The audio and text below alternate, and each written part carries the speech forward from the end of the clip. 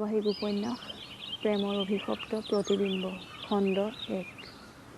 সময় গতিশীল। আজি আমাৰ লগ পোৱা 4 বছৰ 5 মাহ পাৰ হৈ গ'ল। আমি বুলি কওঁতে আকৌ বেলেগ নাভাবিব, মোৰ এজনী বান্ধৱীৰ কথাহে কৈছোঁ। 2013 চনৰ 4 আগষ্ট এই দিনটোৰ পৰাই আমাৰ বন্ধুত্বৰ পাতনি মেলিছিল।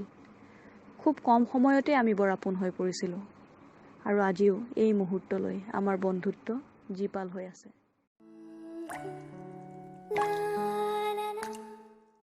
আৰু আজীৱন থাকিব বুলি মোৰ দৃঢ় বিশ্বাস। এতিয়া আহোঁ আচল কথালৈ।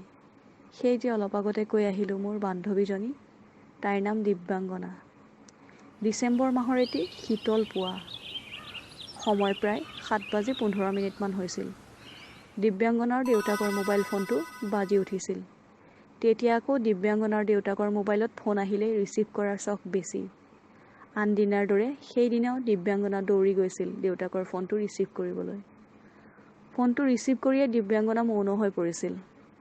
ফোনৰ বিপৰীত দিশত থকা ব্যক্তিজনে হেল্ল' কৈ থকাৰ কিছু সময়ৰ পাছতহে দিব্যাংগনাৰ সন্নিধ্য ঘূৰি আহিছিল।